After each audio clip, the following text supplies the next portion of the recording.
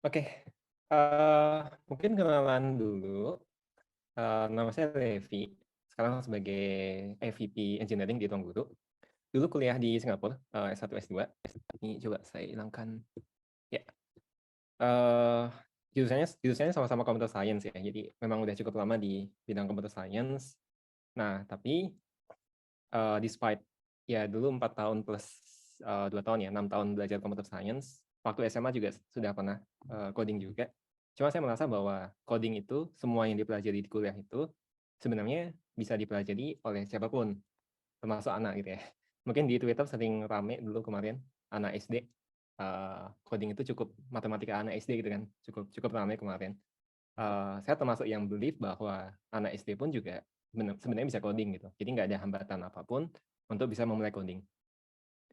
Terus saya percaya bahwa belajar itu bisa accelerated ya. Jadi sebagai informasi, ini REA yang kedua, Ruang Guru Engineering Academy yang kedua. Sebelumnya pernah juga, tapi temanya bukan AI. Sebelumnya itu tentang front end sama back end. Tapi sama, REA itu kita pengen accelerate. Jadi visinya adalah kita percaya bahwa sebenarnya belajar itu bisa diakselerasi sedemikian rupa gitu. Yang sebagai informasi, yang front end back end kemarin, yang back end itu kita 3 minggu, 4 minggu ya. Itu dari awal, dari belajar Golang, sampai belajar database, konsep database itu seperti apa, optimal database itu seperti apa, sampai juga ke infrastructure, Kubernetes. Jadi belajarnya banyak, dan itu di-press selama 3 minggu. Belajar Golang sendiri itu cuma 1 hari ya, cuma 2 jam kita sampaikan materinya. Sama, yang frontend juga sama. Kita kompres juga dari belajar JavaScript sama TypeScript sampai belajar ke React sampai deployment itu dalam waktu 3 minggu. Kebetulan waktu kuliah juga saya sering apa ya, sering kejar ya, jadi kan 6 bulan, 5 bulan ya biasanya kuliah. Tapi biasanya efektif belajar itu cuma 1 bulan terakhir. Sebelum-sebelumnya, karena waktu kuliah itu ada rekaman ya, tiap kuliah itu ada rekamannya semua. Begitu menjelang ujian 1 bulannya itu kejar semua tuh dari awal sampai akhir. Dan itu masih possible. Jadi saya percaya pada itu. Dan itu yang akan diterapkan di AI Bootcamp ini juga. Waktunya cuma 2 bulan ya. Tapi kalau lihat kurikulumnya, itu sebenarnya, coba kita kunjungi dulu ya websitenya.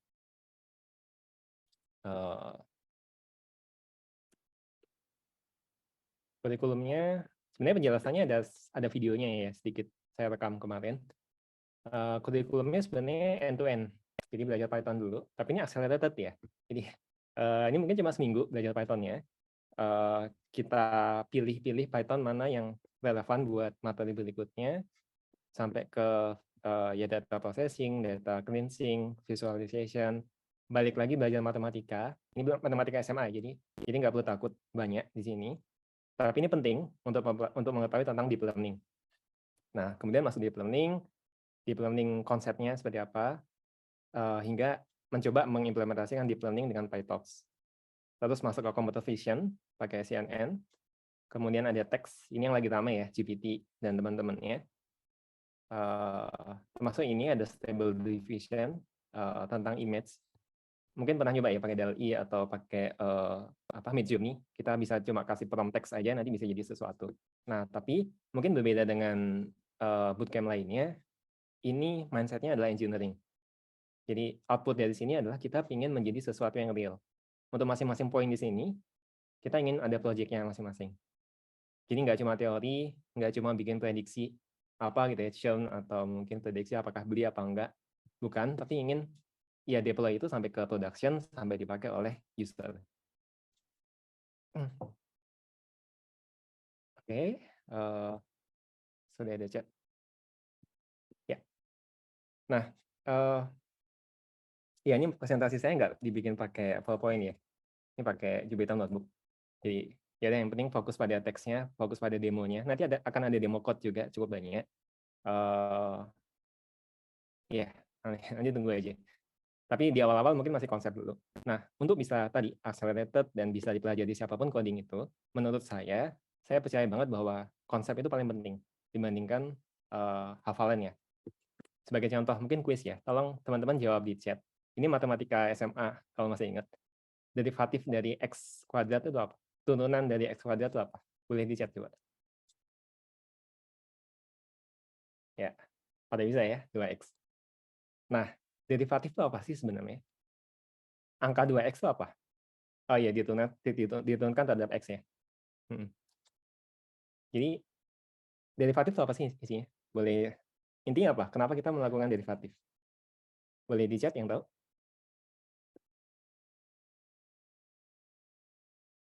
Gunanya apa sih melakukan penurunan? Gradien ke linear. Nyari maksimum salah satunya. Betul, gradien betul ya. Jadi area under the curve itu bukan derivatif, itu integral untuk menghitung luas. Nah, cuma saya tanya ke teman-teman ini kemarin, mereka banyak kan tahunya cuma bisa menurunkan ya, mechanical, bahwa ini jadinya 2X. Tapi 2X itu esensinya apa? Banyak nggak tahu. Nah, ini yang menurut saya penting buat dipahami. Tentang bagaimana melakukan turunan itu bisa dikasih ke kalkulator atau ke GPT juga dia bisa melakukan. Tapi esensi dari turunan itu, konsepnya itu yang penting kita pahami. Contoh ini kan grafik tadi ya, dia sama dengan X kuadrat. Kalau masih ingat bentuknya kayak gini, ini 0,0 di sini gitu. Turunan itu adalah slope-nya, kemiringannya. Jadi misalnya kita ambil titik di sini, terus kita dapat turunannya, tadi 2X kan. Ini kan X-nya 3. 2 kali 3 kan 6. Berarti kemiringan di sini itu adalah 6. Jadi derivatifnya itu adalah kemiringan dari titik-titik ini. Jadi misalnya kita ada di sini nih, bayangkan ini sebagai bukit gitu ya. Terus kita menanjak bukit itu, kita berada di sini. Kemiringannya berapa? Tentunya lebih besar dari 6 ya. 6 kan segini. Ini segini. Nah, itu kita bisa menghitung dengan derivatif. Di 4, di titik ini, kemiringan ini kalau kita bikin garis lurus, garis kemiringannya itu kemiringannya adalah 8. 2X ya, 2 kali 4. Begitu pula di sini. Ini 0 kan. Kemiringannya maka 0 gitu. Nah, ini saya nggak akan dalam di sini, tapi nanti di REA yang ingin difokuskan adalah konsep. Tentang hidungnya gimana, derivatif 2 kali itu gimana, saya juga lupa gitu. Tapi gampang sekarang. Ada GPT, ada Wolfram Alpha, copy paste aja formulanya, minta turunin itu bisa.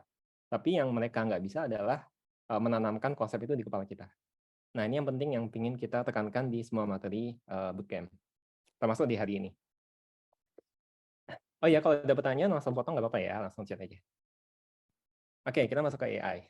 Ini saya banyak ini ya, citasi dari paper-paper luar atau mungkin research yang sudah dilakukan di banyak tempat. Contohnya ini research dari Stanford. Ini paper PDF, cukup panjang, silahkan dibaca. Dia cover cukup banyak hal ya, dari economic impact sampai ke education, public opinion, dan seterusnya. Ini panjang, silahkan kalau tertarik bisa dibaca-baca. Linknya saya copy aja. Ya. Nah, ini salah satu hal menarik dari sini. Sekarang itu, riset soal AI itu meningkat drastis. Jadi kalau dilihat ini 2018, sejak 2018 sampai 2021, risetnya naik significantly. Ini udah 2 kalinya ya, atau mungkin hampir 2,5 kalinya dari 2017. Terus, oh ya, AI itu sempat ada masa-masa winternya juga. Dulu sempat hype zaman dulu, kemudian ya ada winternya, kemudian sekarang lagi hype lagi. Terus sekarang menariknya, yang melakukan research itu nggak cuma akademi, nggak cuma kampus, tapi mulai masuk industri. Jadi ini industri ini mulai naik di sini. Makanya kan ada OpenAI, itu kan industri. Microsoft, Google, itu kan juga industri. DeepMind. Kenapa penting industri di sini? Karena yang lagi state of art sekarang ya, jadi yang lagi bagus-bagusnya AI system itu memang butuh data sama compute power yang gede.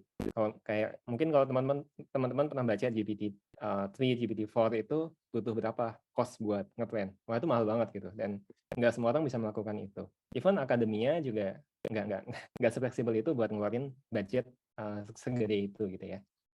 Jadi industri lagi naik, dan mungkin saya nggak cite di sini, tapi yang pemain besarnya sekarang ada US sama China ya. Jadi China itu juga sekarang lagi aktif. Kalau lihat paper-paper AI itu banyak yang ditulis oleh peneliti-peneliti dari China. Terus yang menarik adalah AI system tuh makin fleksibel. Kalau dulu AI system tuh spesifik. Oh, ini bisa nge-solve buat image recognition. Ini bisa natural language processing. Tapi sekarang mulai banyak yang general, makin fleksibel, makin bisa melakukan multiple task. Contoh ini bisa untuk vision, bisa juga untuk language. Ini juga mungkin udah banyak yang pakai ChatGPT buat ngerjain tugas atau kerjaan gitu ya. Ya kita juga ngerasa bahwa ini makin produktif kita pakai AI. Ini contoh yang diambil dari Copilot, GitHub. Jadi kalau belum pernah nyoba, harusnya udah pernah nyoba semua ya. Kalau suka coding, enak banget di sini. Kalau kita butuh sesuatu, ya tinggal di sini aja. Code, I want to draw a plot of X sama dengan, Y sama dengan X squared. Terus, bukan gini. Draw Y sama dengan X. Nggak bisa. Biasanya dia bisa ngasih ini ya, using plot. Dia akan ngasih dari importnya dan seterusnya. Jadi kalau graf yang tadi saya bikin itu, sebenarnya saya nggak tahu code-nya. Jadi saya cuma kasih konteks saja, bahwa saya ingin gambar garis Y sama dengan X pangkat 2, itu dia akan bikin ini sendiri code-nya. Ini code ini juga nggak saya bikin. Saya cuma kasih komen di atas sebelumnya, udah saya hapus. Tapi cuma ngasih deskripsinya aja, dia akan bisa bikin code yang ini, yang itu kalau di execute jadi graf. Jadi makin produktif. Ini juga sebenarnya cara menghitung productivity itu gimana ya? Paling fair kan namanya A/B testing ya. Kita pecah. Jadi ambil 95 orang nih. Ini research dari GitHub ya. Ambil 95 orang, terus habis itu ambil random dibagi 2, terus dikasih task buat bikin web server di JavaScript.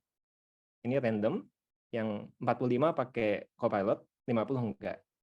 Yang 45 selesai, 78% dari mereka selesai. Yang 50 orang ini enggak, yang selesai 70, lebih kecil dikit. Tapi yang menarik adalah waktu buat eksekusinya. Ini 1 jam 11 menit. Ini 2 jam, jadi hampir 2 kali lipat. 2 kali lipat lebih malahan ya. Kita jadi makin lebih produktif dengan AI. Dan ini juga ya, masukan buat teman-teman juga ya. Kalau misalnya kalian belum memakai AI, sebaiknya mulai pakai. Karena kalian akan ketinggalan sama teman-teman. Teman kalian yang pakai AI, ngerjain tugas, ngerjain kerjaan kantor, bisa jauh lebih cepat, lebih produktif daripada kalian. Ada yang baru lagi sebenarnya, GitHub Copilot X. Ini masih by invitation. Saya udah dapat ya. Jadi di sini nih. Jadi di sebelah kanan ini ada chat box-nya. Nah, di sini kita bisa tanya apapun. Ini real, tadi saya bingung setup FM pack itu gimana caranya. Ya udah tanya aja di sini. Saya nggak googling lagi, nggak cari Stack Overflow lagi, tanya sini aja, dapat, langsung copy paste, langsung jalanin. Ini juga sama. Dan ini kelebihannya adalah dia tahu konteks dari code kita. Jadi bisa tanya, ini di sini, code-nya ini, gimana ya supaya itu bisa fix bug-nya. Itu bisa banget di sini. Dan saya benar-benar ngerasa kayak ini seolah-olah sedang pairing dengan satu orang engineer, yang mungkin junior atau mid level ya. Tolong dong bantuin ini gitu. Jadi udah se-powerful itu. Terus ini juga ada report dari, ya mungkin sekarang masih report ya, nanti akan ada demo code, mohon sabar dulu. Ini report dari Stanford juga. Ini technical reportnya. Dia membandingkan sebenarnya AI itu sudah bisa ngapain aja saat ini. Di sini ada contoh-contohnya. Contoh-contohnya misalnya ini. Image face recognition. Ini ada benchmark-nya, dan di beberapa benchmark disebutin mana yang sudah lebih bagus daripada human, mana yang sudah outperform human. Kalau nggak salah face recognition ini udah lebih bagus daripada human ya. Ada lagi di fact direction, apakah ini fake apa bukan videonya.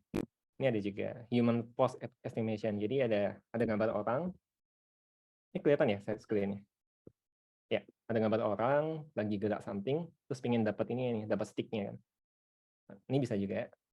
Gunanya apa dengan begini?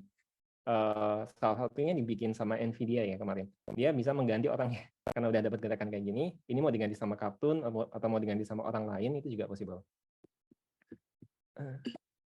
Terus ini buat segmentasi, jadi bisa dipisahin. Ini human, terus ada motornya. Ini kan warnanya beda kan. Gunanya apa? Gunanya bisa juga buat self-driving car misal. Ini buat medical image. Ini buat ya detection. Jadi given image ini dia akan bikin boundary rectangle-nya, kotak-kotaknya. Ini kucing, ini anjing. Jadi kotak-kotaknya itu dibikin sama dia sendiri. Termasuk dia nge-recognize bahwa di dalam kotak ini adalah anjing. Ini buat image generation ya. Ya ini nggak tahu mana yang real kan. Atau mungkin dua-duanya bukan real. Makin susah dilihat. Ini salah satu contoh perkembangannya DALL-E. Ini punyanya OpenAI. Dari zaman dulu sampai sekarang itu makin kelihatan realistis ya. Kalau dulu mungkin masih agak kaku, sekarang udah bisa kayak gini gitu ya. Ini punya Midjourney sih. Ini punya Stable Diffusion. Stable Diffusion itu open source. Jadi kalau DALL-E kan bayar ya. Midjourney juga bayar. Tapi kalau mau di host sendiri itu bisa pakai Stable Diffusion. Walaupun butuh GPU yang cukup bagus. Ya, dan lain-lain recommended buat dibaca. Termasuk listening ya. Jadi ini bisa tanya. Ini ada berapa slice, ada berapa potong. Dia bisa menghitung. Ini apakah lagi hujan, kelihatan hujan apa enggak? Apakah dia pandangannya bagus apa enggak gitu ya. Itu bisa tanya.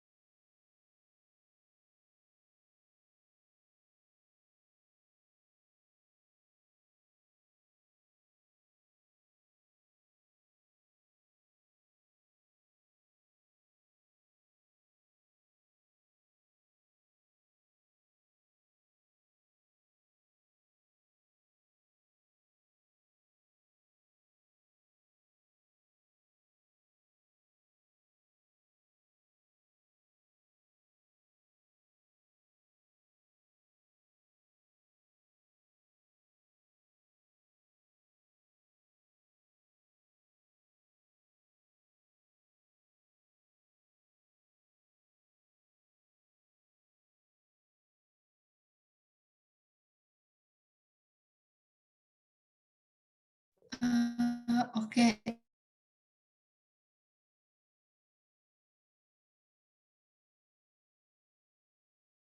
Mungkin kita bisa tunggu dulu sebentar ya. Nah, buat teman-teman yang ada pertanyaan gitu ya terkait materi, boleh banget uh, di input di link Slido yang udah di-share. Nah, ini Mas Levi-nya udah balik lagi ya. Silakan dilanjut lagi Mas Levi. Masuk suara? Putus-putus nggak sekarang suaranya? Masih agak putus-putus, Mas. Agak putus-putus ya? Tadi putusnya berapa lama?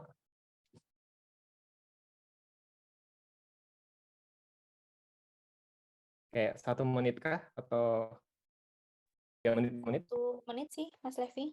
Nggak terlalu lama kok. Ya. Oke, sebentar ya, saya ganti koneksi dulu deh. Oke. Ya. Kalau sekarang putus-putus nggak? Aman, kalau di aku. Aman ya? Boleh dimulai lagi. Kalau putus nanti kasih tahu aja. Saya balik kemana ya? Tadi sebelumnya, yang ini udah belum tadi ya? Sudah ya? Ya, ini punya DeepMind. Jadi ini breakthrough dari DeepMind. Ada videonya di sini. Bisa dilihat, ini YouTube video. Menarik juga. Jadi DeepMind itu kan dia sebenarnya lebih ke scientific ya. Tapi banyak kan project-project dia itu adalah game. Ya memang ada kayak AlphaFold buat protein discovery. Tapi banyak program-program mereka adalah game.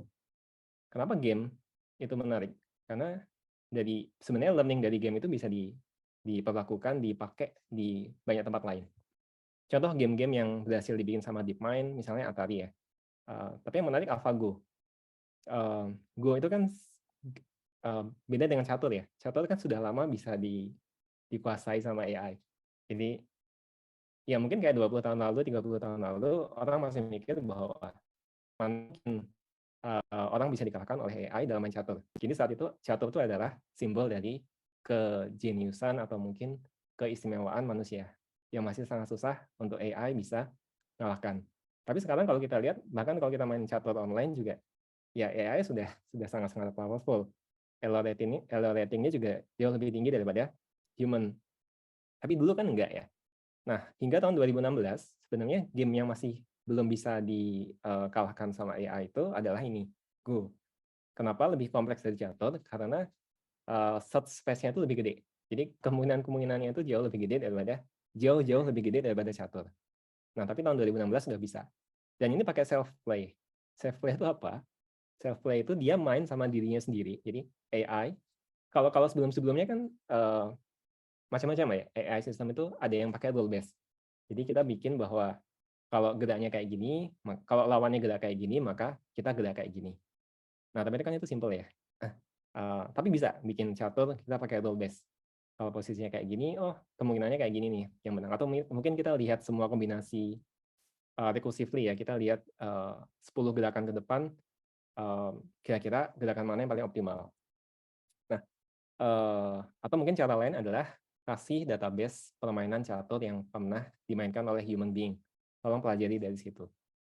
Tapi yang menarik dari self play adalah dia nggak dikasih ilmu apapun, dia nggak diajarin apapun, dia suruh main dengan dirinya sendiri. Jadi AI versus AI tanding, kan ada yang menang kan pasti ya. Nah yang menang tuh diambil, kemudian ya udah dilakuin gitu terus sampai dia semakin pintar. Kan bisa ya, lakukan iterasi berkali-kali, dia main dengan AI terus, dan belajar dari permainan itu, kemudian menjadi the best AI system. Hingga tahun 2019 ini bisa main StarCraft ya. Saya nggak main sih, cuma kelihatannya ini jauh lebih kompleks daripada yang lainnya. Ya. Impact-nya apa? Ke ekonomi. Ini salah satu, mungkin singkat aja, ini ada dari McKinsey Insight. Ini juga menarik, tapi mungkin lebih ke ekonomi ya. Oh ini udah bagus. Bisa di googling sih, McKinsey Insight soal the economy impact of generative AI. Pertama, dia bisa absorb 60-70% dari employee times. Jadi kalau kita spend 100 jam buat melakukan sesuatu, AI itu bisa optimalkan 60-70% waktu, 60-70 jam. Terus ini masih beginning, jadi generative AI ini cukup baru ya. Maksudnya cukup baru-baru ini hype. Ini kan dia bisa generate something. Apakah generate text, generate image, dan lain-lain. Tapi ini masih baru-baru ya. Kita baru melihat GPT juga, paling nggak dari ChatGPT yang kemarin, itu kan baru tahun lalu gitu. Bahkan mungkin 2 tahun lalu kita umum gitu ya, masyarakat umum yang nggak terjun ke NLP, nggak berpikir bahwa mesin itu belum bisa pass Turing test. Turing test adalah sebuah testing di mana ada human being, dia coba chat gitu sama sebuah sistem, dan human being itu diminta untuk menebak apakah dia komunikasi dengan human, yang di balik layar itu adalah human atau bukan human. Di era mungkin 3 tahun 4 tahun lalu kan kita ngerasa nggak mungkin gitu. Pasti tahu, pasti cara ngomongnya juga kaku. Gitu. Tapi sejak kita coba sendiri ChatGPT, ya kita nggak tahu ya, udah kayak benar-benar human kan.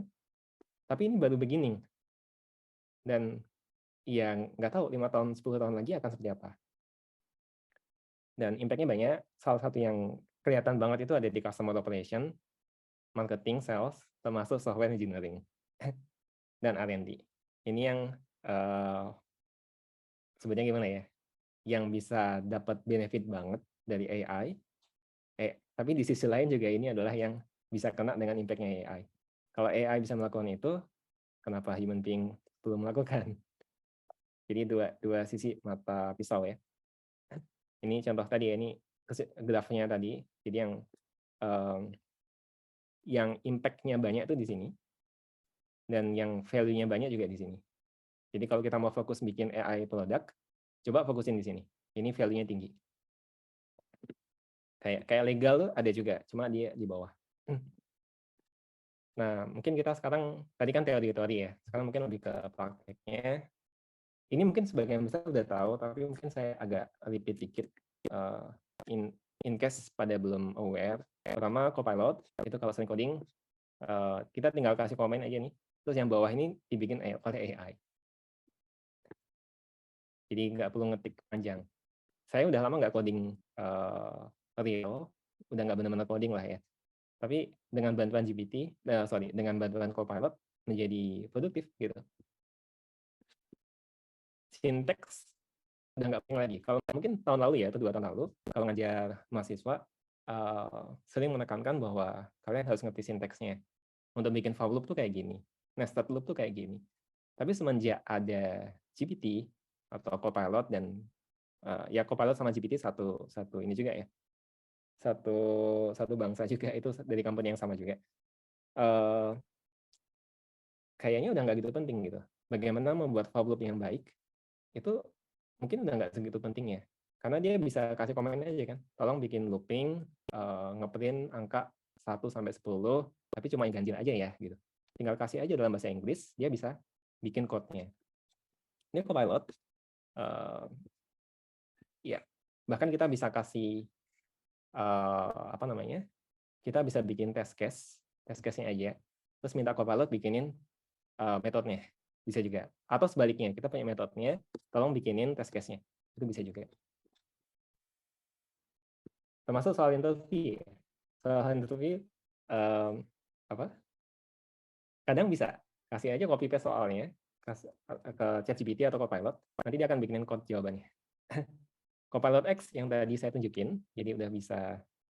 Ya ini ada angka-angka, ini bukan rahasia, nggak apa-apa. Nanti akan bahas itu juga. Copilot X ada kelebihan di sini, ada juga di sini. Jadi di sini bisa kayak gini,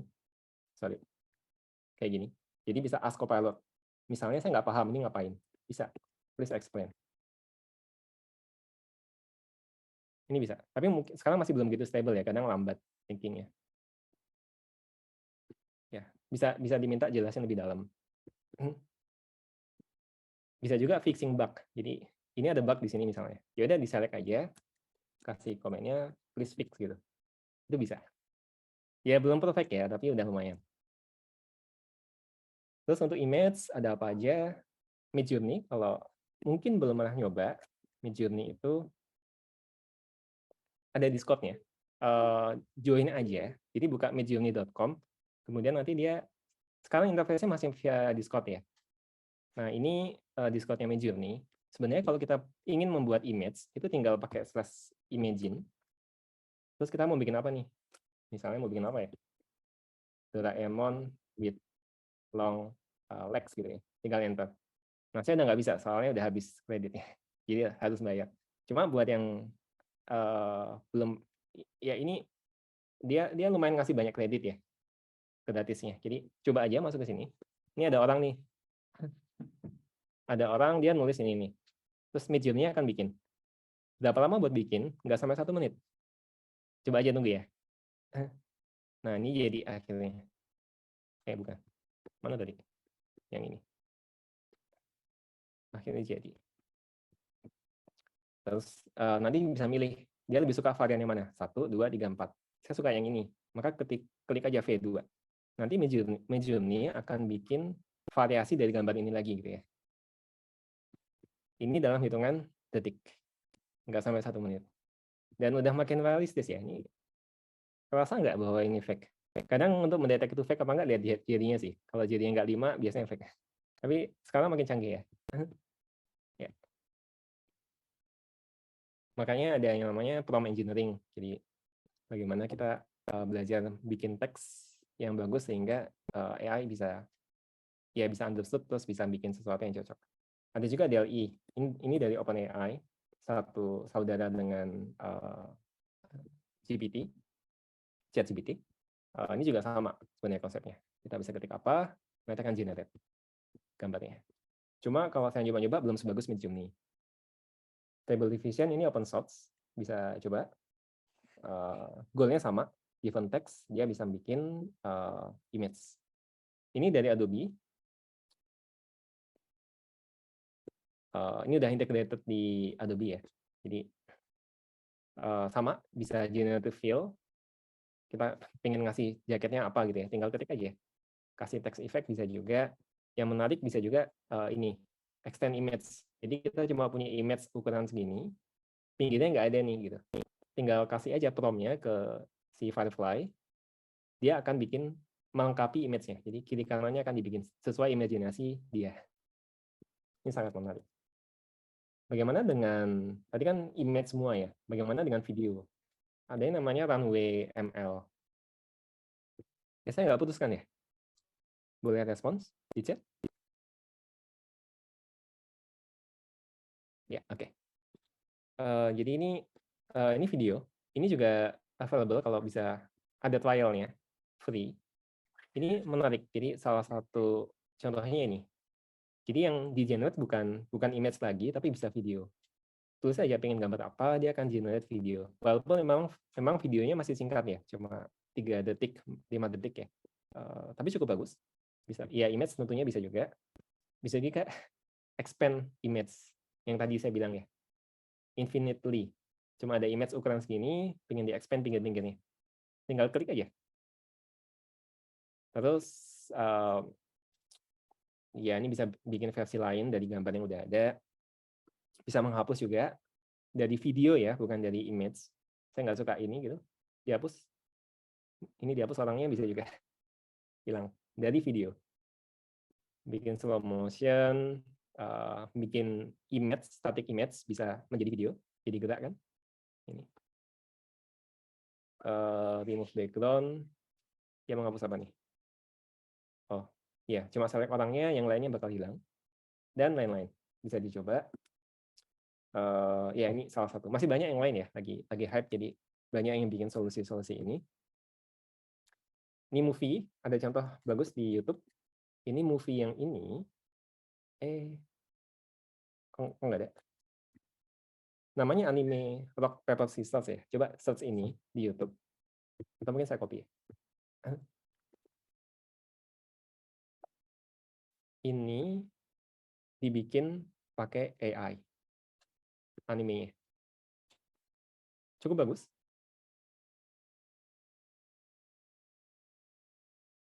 Ini semua AI generated. Gimana cara bikinnya? Cara bikinnya ada di sini sih. Bisa dilihat juga. Search aja. Ini kayak link saya blokan semua ya. Tapi search aja anime Rock Paper Scissors how it was made di YouTube. Ada. Caranya sebenarnya ada orang gitu, dia rekaman, orang beneran rekaman. Terus setelah itu kasih ke Stable Diffusion, minta bikin anime version dari orang itu. Kurang lebih high levelnya itu. Nah, saya masih punya waktu. Oke. GPT-4 ya. Mungkin belum semua orang nyoba GPT-4 ya di sini. Kalau nyoba pakai ChatGPT yang gratisan, itu GPT-3. Nah, mungkin banyak, ya 3,5 ya, bukan 3. 3,5. Terus mungkin juga dari situ ada apa ya, komen-komen dari beberapa orang bahwa banyak halusinasinya nih, gini aja nggak bisa ChatGPT gitu. Tapi itu GPT 3,5 yang banyak orang coba. GPT-4 itu $20 ya kalau nggak salah. Tapi ya hitung-hitung aja. Kemarin baru ngobrol sama seseorang gitu, dia memakai GPT-4 buat bikin proposal. Proposalnya nilainya sekian, ya gede lah gitu ya. $20 buat ini tuh murah banget gitu. Ya, atau kalau mau lebih murah pakai API-nya, bukan pakai yang ChatGPT, tapi dapetin API-nya buat GPT-4. Ini sangat-sangat beda dengan GPT-3. Dan ini udah ada gitu ya. Udah ada dari awal tahun ini. Udah available buat publik di awal tahun ini. Dari OpenAI sudah ada sejak tahun lalu sebenarnya. Jadi internalnya mereka udah ada sejak tahun lalu. Cuma masih internal aja karena butuh dijagain berbahaya apa enggak, di tes-tes. Baru rilis ke publik itu tahun ini, awal tahun ini. Dan banyak orang belum tahu soal ini. Apa aja, ini ada papernya. Jadi judulnya Sparks of AGI. AGI itu adalah ya AI yang dia bisa general ya, bisa apapun gitu. Apakah sekarang udah AGI? Belum. Ini masih Sparks, jadi masih kayak apa ya, percikan-percikannya. Ini bagus. Nah, rangkumannya ada di sini. Contoh ini hasil exam gitu. Kalau kita kasih soal apa ya, yang biru ini GPT 3,5, yang hijau 4 gitu. Udah jauh ya. Jadi kalau mungkin masih meremehkan, GPT kasih soal fisika gitu, nggak bisa. Coba pakai GPT-4 deh, mungkin bisa. Jadi udah lumayan jauh. Bisa multimodal, jadi nggak cuma teks, sebenarnya bisa image juga. Cuma ini belum dirilis ke publik ya, I don't know. Kayak saya belum dapat akses sih. Tapi bisa dikasih image ini, suruh tanya apa yang funny, apa yang lucu dari image ini. Dia bisa ngejawab bahwa yang lucu itu kabelnya kan nggak mungkin pakai ini kan. Jadi ada common sense-nya juga. Terus bisa paham, karena bisa image, jadi paham juga ada diagram. Ini apa sih? Tolong jelasin diagram ini. Itu bisa. Ini contoh. Jadi kalau ada chat kayak gini, ini saya pakai GPT API, tapi sebenarnya ini adalah ya bisa teman-teman copy paste ini ke ChatGPT, copy paste ke ChatGPT yang bagian dalamnya ini, terus nanti dapat hasil ini sih. Jadi macam-macam, dia kan general ya, general NLP bisa buat translasi misalnya ke Japanese, jadi bisa kayak Google Translate, bisa juga ke Javanese bahasa Jawa gitu ya. Ini bisa. Terus bisa juga bantu proofread, bantu teks ini nih, I is the huge man, bla bla bla, ini kan salah ya. Dia bisa benerin, jadi I am. Ini sistem message itu sebenarnya copy paste aja. Jadi copy paste ini ke ChatGPT yang atas. Terus habis itu di bawahnya tinggal kasih teks yang bawahnya tadi. Gitu. Tinggal kasih ini. Coding juga bisa. Ini GPT-4. Dia nyoba interview di Amazon, coding interview buat engineer. Dapat 100 skornya. Dan waktu yang di-spend cuma 3 menit ya. 4 menit lah. Kenapa ini? Karena ya butuh copy paste macam-macam ya. Yeah. Ini human being, waktunya 2 jam padahal yang dikasih ya. Menariknya dia bisa execute code juga. Jadi GPT ini bukan code interpreter, bukan compiler juga. Tapi coba copy paste nih, orangnya nyoba copy paste Python code. Dan ini lumayan kompleks ya. Ada DP, dynamic programming, ada recursifnya juga nggak ya? Nggak ya, tapi ada DP-nya. Terus ditanyain output DP 3,4 itu apa gitu. Jelasin step by step. Itu bisa dan hasilnya benar. Dan yang lebih menarik lagi, ini kan execute code ya, Python code. Tapi bisa juga execute pseudocode. Pseudocode itu kan code yang ya masih apa ya, nggak sesuai sinteks. Yang itu ada ambigu juga di situ. Ini dalam teks biasa aja. Jadi punya Python code, ada mass array, pengen dapetin M-1 elemen dan seterusnya. Terus coba dong ini eksekusi ini hasilnya apa, step by step-nya. Itu bisa. Ini yang baru juga, ChatGPT itu sekarang ada code interpreter. Ya harus bayar sih. Tapi yang menarik, tadi saya nyoba. Nunggu loading bentar ya. Ini saya nggak putus-putus kan ya suara? Oke, koneksi.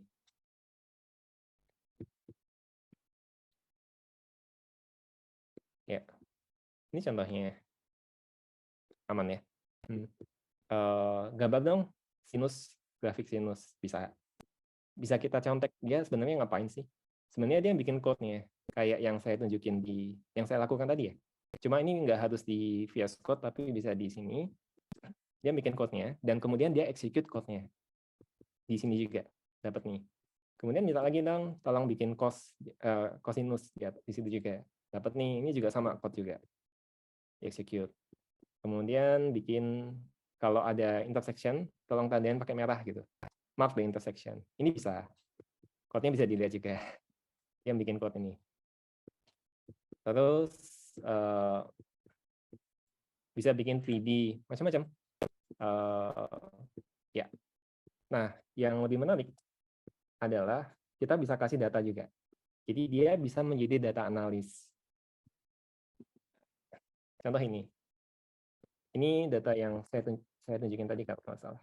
Yang ini nih. Saya punya data ini, dapat dari internet ya. Apa nih? Populasi di US state by state. Terus itu tinggal dikasih ke sini, di-upload, ada upload-nya di sini. Bisa upload file. Terus upload ini. Pertama saya kayak minta ini deh, kasih link gitu ya. Tapi dia nggak bisa kasih link. Oke, di-upload. Tolong di-visualize gitu. Dia mencoba memahami dulu, dia ngasih suggestion kayaknya ada yang perlu di cleaning dulu nih datanya. Oke, yes, tolong lakukan. Terus dia melakukan cleansing, terus dia coba execute nih, mencoba visualisasi. Tapi apa? Code-nya ini error nih, yang dibikin ternyata ada error. Terus dari error ini, dia minta maaf. Terus dia merevisi. Oh, kayaknya salah di sini deh gitu. Dia merevisi jadi code yang lain, execute lagi ternyata masih error gitu ya. Nah, dia revisi lagi terus ada ini ya, ada reasoningnya juga ya. Salahnya kenapa? Nah, coba lagi dibenerin dan seterusnya. Ini benar-benar kayak human ya. Human nyoba-nyoba kan. Nyoba-nyoba salah terus dibenerin sampai jadi akhirnya. Sampai jadi. Tapi ini nggak sesuai yang saya inginkan. Saya pingin state-nya bukan dikelompokkan. Ini kan kelompokan ya, utara, selatan, barat gitu kan. Nah, saya bilang gini, nggak pingin di grup. Tapi dia bisa argue juga bahwa itu nggak make sense karena banyak, ada 50. Kalau digambar nanti bakal too crowded, penuh. Terus dia nawarin kan opsi lain. Tapi ya saya bilang saya mau lihat semuanya. Ya udah, akhirnya dia bikinin, tapi dibikinin 4. Jadi dikelompokkan. Yang northeast kayak gini, yang midwest kayak gini, yang south kayak gini, west kayak gini. Ini bagus banget sih. Ya. Jadi ya bahkan untuk orang awam ya yang belum pernah ngoprek data gitu, ya udah upload aja. Tolong divisualisasiin tanpa harus ngerti coding. Ini kan hidden ya, ini nggak harus dibuka ini. Kalau kepo aja dibuka, tapi kalau enggak, ya udah nggak apa-apa. Biarin dia berjalan, nanti outputnya kan dapat. Ya, ini juga sama, ini data tanaman ya. Ini juga sama, dikasih datanya, terus kemudian tolong dipahami, tolong divisualisasiin. Jadi kayak gini nih, bagus ya. Ya. Ini code interpreter. Nah, poin terakhir adalah democratization of AI. Jadi mungkin dari poin tadi kayaknya kok susah ya, kayaknya kompleks gitu. Bisa nggak ya? Ini tren yang menarik juga. Jadi sekarang tuh mulai democratize. Democratization itu apa? Ini kalau Google Search ya. Jadi ya pertama introduction of democratic system. Cuma bukan ini sih yang kita maksud. Ini the action of making something accessible to everyone. Jadi AI itu udah nggak serumit dulu ternyata. Siapapun sebenarnya untuk onboard masuk ke situ udah nggak sesusah zaman dulu. Contoh misalnya ini sekarang ada namanya PyTorch ya. Ada juga TensorFlow. Ini library yang dibikin oleh Google. Ini punya Facebook. Quiz image classification. Jadi image classification problem itu adalah given sebuah image ya, JPEG atau apapun, diupload, terus minta dia ngasih output apakah itu gambar anjing atau gambar kucing atau gambar yang lain lah. Ngasih tahu itu apa. Kira-kira buat bikin code itu butuh berapa baris? Tolong dikasih di chat deh.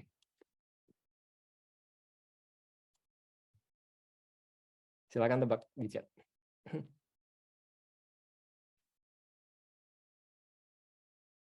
9. Nggak mungkin 9. Enggak boleh library. Ini bikin training ya. Kalau zaman dulu ya, kalau coding konvensional, misalnya mau bedain anjing sama kucing. Bedanya apa sih anjing sama kucing? Kucing punya kumis, anjing punya nggak? Nggak tahu. Mungkin matanya beda gitu kan. Jadi harus bikin coding buat nentuin bentuk matanya. Kalau lengkungannya kayak gini, maka anjing. Kalau kayak gini kucing, misalnya. Ya, ternyata nggak sebanyak itu. Ini jawabannya. Jadi ada code. Mungkin lihat visualisasinya dulu ya. Jadi yang dilakukan oleh ini deep learning. Jadi kalau kita lihat kurvanya, ada namanya AI, ada juga machine learning, ada juga deep learning. AI itu lebih general. Jadi ini ya bedanya. AI itu ya pokoknya program yang bisa kayaknya intelligent enough gitu ya. Bahkan main catur kalau kita bikin rule base, oh kalau kayak gini maka gerak ke kanan, if else gitu ya. Itu juga sudah AI. Tapi di dalam AI ada namanya machine learning. Jadi kalau AI itu bisa jadi kita masih bikin programnya. Kita bikin logiknya, loopingnya, if else-nya, dan seterusnya. Kalau machine learning, itu biarkan komputer belajar sendiri. Kita kasih datanya, inputnya, dan outputnya, I don't care gimana caranya, pokoknya kamu bikin programnya gitu. Contoh kalau gambar tadi ya udah kita kasih gambarnya anjing. Terus kita bantu ajarin ini anjing gitu. Tolong pelajari. Teruslah kamu mau melihat bentuk apapun, pokoknya gambar ini anjing, gambar ini kucing, gambar itu anjing, gambar ini kucing. Kasih banyak gitu. Nanti dia akan belajar machine learning. Deep learning itu bagian dari machine learning yang pakai neural network. Nanti akan belajar di bootcamp. Kita fokusnya di sini, deep learning. Yang lagi sama machine learning juga ada satu yang akan dipelajari. Nah, ini contoh network deep learning ya. Ini ada gambar gitu, gambar apa namanya, mobil. Dia akan masukkan network ini, kemudian dia outputnya di sebelah kanan. Dia detect bahwa ini kemungkinan besar adalah school bus. Kalau kita cari gambar lain, ini kemungkinan besar adalah espresso. Yang ini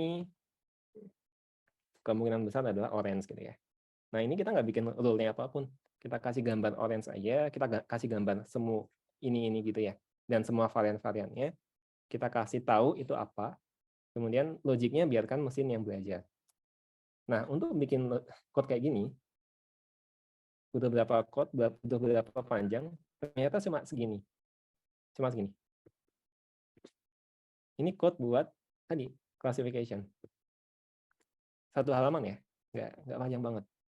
Even kalau lihat code-nya GPT, itu juga nggak panjang. Hebat ya? Nah, jadi masih possible buat kita pelajari tadi ya. Ada juga yang lebih simpel lagi. Ada yang namanya transformers. Pipeline ya harusnya namanya. Pipeline. Ini punya Hugging Face. Misalnya kita ingin bikin classification. This restaurant is awesome. Ini kalimat positif atau negatif?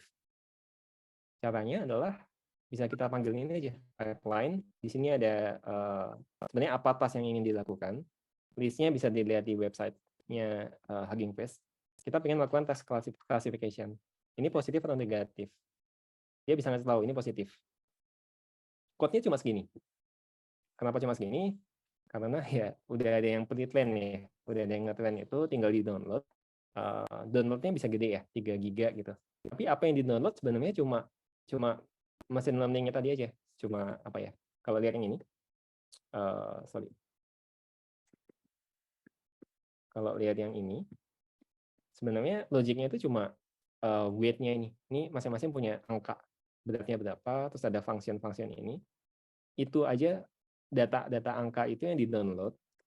Terus ya udah ketika kita manggil metode ini, inputnya ini akan dimasukin ke tadi ya, network yang tadi dan akan menghasilkan output. Jadi matematis, nggak ada if else, nggak ada looping sama sekali. Contoh lain ini ya, dia bisa detect negatif. Tapi ya ini positif, smart person. Nah, tapi ini ada nih. Kita bikin agak bahasa apa namanya? You can even not able to, kamu nggak bisa melakukan ini kan bahasa kayak sindiran gitu kan. Dia masih detect positif. Tapi nanti akan dicoba kalau kasih ke GPT hasilnya apa. Lanjut dulu. Oke, kita sering pakai ChatGPT. Tapi gimana utilize itu? Sebenarnya simple juga. Tinggal install OpenAI library. Kemudian ya bikin wrapper ya. Saya bikin wrapper chat. Tapi sebenarnya simple. Terus saya mintain tadi ya. Ini kan yang tadi kan. Dia bisa detect karena GPT kan general model ya. Jadi saya bisa ngasih task apapun. Di sini saya pingin classification. Kasih instruksinya di atas, kasih teksnya di bawah, kemudian dia bisa membedakan bahwa ini negatif. Tapi sebenarnya pengen digali lebih dalam kan. Kenapa negatif gitu? Gimana caranya? Tinggal kasih aja di atas. Tambah aja and why. Dengan menambahkan ini aja dia bisa menjelaskan. Oh ternyata kok kayaknya ini contradicts ya. Bilangnya smart tapi kok cannot do something gitu. Oh ini sarcasm atau criticism. Coba ya, dia bisa tahu kalimat kayak gitu. Ada juga namanya fine tuning. Misalnya ini ya, selamat pagi gitu. Kita copy paste ke GPT, dia balikannya kan kayak gini. Bayangkan skenario di mana kita ingin membuat agent buat sales atau buat customer service lah ya. Chatbot lah. Selamat pagi, balasannya kayak gini. Tapi ini kan mungkin nggak sesuai dengan guideline kantor gitu. nggak pingin kayak bahasanya kaku banget pakai saya gitu. Gimana misalnya pingin diubah? Ya udah tinggal diganti aja di atas. Bilang aja instruksinya kayak apa, SOP-nya kayak apa. Jadi seolah-olah kita punya new employee gitu, kan perlu kita train kan. Kita perlu kasih SOP. Ya tinggal SOP-nya kasih aja ke GPT. Balas ucapan selamat pagi dengan hai pagi bro gini kan. Atau mungkin bisa dibikin lebih general. Balas dengan bahasa casual. Panggil bukan pakai kamu atau Anda tapi dengan bro atau sis gitu. Tinggal kasih aja SOP-nya. Nanti dia akan bisa menyesuaikan dengan SOP itu. Semudah itu. Benar-benar semudah itu. Dan ini menarik juga buat programmer ya, terutama. GPT itu bisa diinstruksikan buat bikin outputnya custom, sehingga lebih mudah buat kita. Contoh, misalnya ini, saya tambahkan ini, balikan dalam format tabel. Itu dia akan bikin tabel. Kalau nggak ada ini, ya balikannya mungkin dalam bentuk list ya.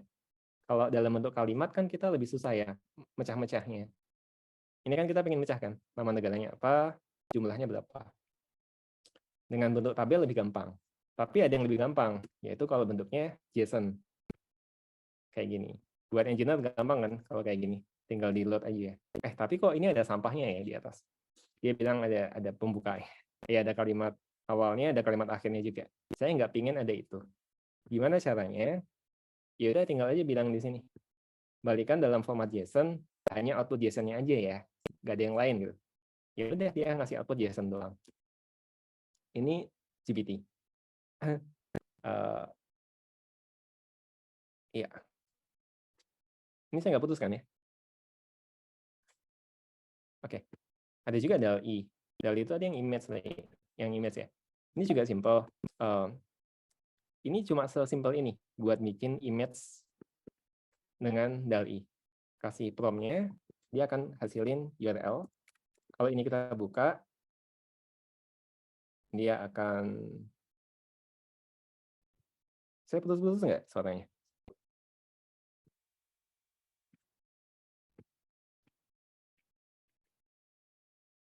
Tes suara saya masuk nggak?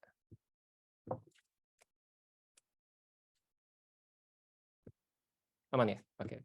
Ya ini kalau dibuka akan gambar buka Doraemon. Soalnya tadi buka ini lambat banget. Whisper ini juga dari OpenAI. Dia buat given suara, dia bisa bikin teksnya. Ini lagu Halo Bandung ya. Cuma kayak gini quote-nya. Beneran cuma kayak gini. Dia akan ngasih teksnya. Walaupun memang masih salah ya, kayak halo Bandung jadi bangun gitu. Sudah lama besa gitu ya, masih ada salah-salahnya. Tapi sebenarnya mungkin untuk bahasa Indonesia belum begitu bagus ya. Cuma quote-nya nggak kompleks, cuma kayak gini. Nah ini buat materi, masih putus-putus nggak?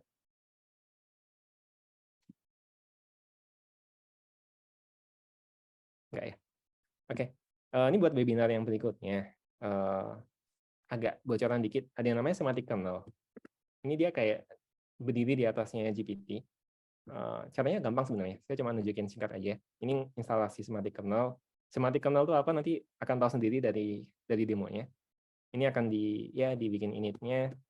Kita nentuin mau pakai GPT 3,5. Terus, nah ini kita kasih skill. Jadi kita bisa nambah skill-skill buat si GPT itu. Di sini saya ngasih skill buat bisa nge-summarize, bisa menulis, dan bisa juga ini bisa punya text skill, bisa bikin uppercase, lowercase, dan lain-lain. Nah, terus ada instruksinya. Besok adalah ulang tahun istriku, terus habis itu belum bikin surprise. She speak Indonesian, tolong tulis dalam bahasa Indonesia. Ini kan instruksi yang cukup kompleks ya, yang memerlukan planning. Nah, di semantic kernel itu ada yang namanya planner. Jadi dia bisa nge-plan. Contoh lain, instruksinya bisa kayak, tolong dong buka semua email saya, cari yang belum dibuka, belum dibales, tolong balas semuanya. Itu juga perlu nge-plan kan? Action-nya apa aja? Action-nya perlu buka email. Terus perlu, untuk masing-masing email, perlu bikin balasannya, terus perlu klik send kan. Nah, dengan semantic kernel, kita bisa minta, kita cuma bisa ngasih teks aja. Kita cukup ngasih teks aja, terus biarkan si GPT biarkan si semantic kernel atau mungkin di dalamnya GPT sebenarnya buat bikin planningnya perlu kayak apa. Contoh yang ini, planning yang dibikin adalah kayak gini. Jadi dia tahu harus ngapain, objektifnya, terus dia tahu harus memakai function apa aja. Dia harus brainstorm dulu, habis itu ditranslate menjadi bahasa Indonesia kan. Terus dibalikin dalam uppercase. Kenapa uppercase? Karena sebelumnya bilang bahwa ini, tolong balikin dalam uppercase kan. Jadi dia bisa nge-plan ini, kemudian untuk masing-masing function itu dia akan manggil skill-nya masing-masing. Dan skill itu bisa apapun, bisa API call, bisa juga baca database, itu bisa, as long as kita, atau bikin file, atau hapus file, itu juga bisa. Ini output-nya. Output-nya ini udah benar ya, bahasa Indonesia, kapital semua. Nah, ya, mungkin tadi banyak praktikalnya ya, nggak banyak teori-teori soal bagaimana machine learning works, terus nanti apakah, tapi sebenarnya yang akan dipelajari di bootcamp nanti, sebenarnya dari konsep, kita juga nggak pingin cuma pakai library aja tanpa tahu di dalamnya kayak apa, itu akan dipelajari, cuma ya buat webinar kali ini kita lebih ke demo aja. Terus harus lakukan apa nih supaya, tadi kan makin canggih ya, terus supaya kita masih relevan 5-10 tahun lagi. Jujur saya sebenarnya nggak tahu juga. Susah buat predik. Apalagi perkembangannya juga cukup cepat sekarang, sangat-sangat cepat.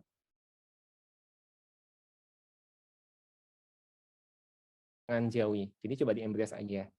Ibaratnya kayak zaman dulu mungkin Google gitu ya. Sebenarnya kan Google bikin kayak kita menjadi kayak superhuman ya. Dulu kita nggak mikir bahwa orang bisa tahu sekian banyak hal. Kalau mau tahu harus ke perpustakaan, harus cari bukunya, ya lama lah gitu. Tapi dengan ada Google kan jadi kayak superhuman. Kalau dibandingkan dengan tahun 1800-an, orang yang bisa googling saat ini udah seperti superhuman. Dengan ada mobile phone juga sama. Dia bisa nggak harus hidupin komputer, bisa semuanya dari HP, bisa tahu semuanya gitu. Sama, AI juga sama. Jadi coba lakukan seperti itu. Jadikan teman, ya maximize aja possibility-nya. Orang yang bisa AI sama yang tidak bisa itu akan terlihat berbeda banget. Ya terus belajar. Ini benar-benar cepat perkembangannya, jadi paling nggak ya secara konsep kita paham, nanti selebihnya bisa lebih cepat dipahami, dan kalau bisa menjadi early adopters. Early adopters itu ini, jadi kan ada innovators ya, kemudian sebagian orang jadi orang yang pertama kali pakai. Kalau belum pakai GPT-4 coba bayar menjadi early adopters. Terus nanti ada orang-orang yang telat gitu kan. Jadi kalau bisa kita ada di sini, bisa di awal. Terakhir mungkin waktunya juga mau habis. Coba connecting the dots ya. Ini dari Steve Jobs. Jadi Steve Jobs itu dulu pernah kuliah soal apa sih desain huruf ya. Yang sebenarnya kayaknya nggak gitu penting gitu. Tapi ketika di connect backwards, ketika dia mau bikin OS waktu itu, terus dan visinya dia itu kebawa dengan ilmu pengetahuan yang dia pelajari sebelumnya. Ternyata guna juga belajar yang tadi. Tapi itu hanya ketahuan ketika kita connecting backwards. Ketika di masa depan kita melihat, oh ternyata yang dulu dipelajari itu sangat-sangat berguna. Sama halnya dengan ini. Ya coba kita pelajari sebanyak mungkin. Coba kita banyakin dot-dot yang kita butuhkan. Nanti di masa depan kita mungkin akan bersyukur bahwa, oh untung kita belajar yang tadi gitu ya. Kita nggak bisa predik sekarang. Mungkin kita merasa kayak useless nih belajar ini. Tapi di masa depan kita akan merasa bahwa itu sangat penting. Mungkin itu dari saya. Thank you semuanya.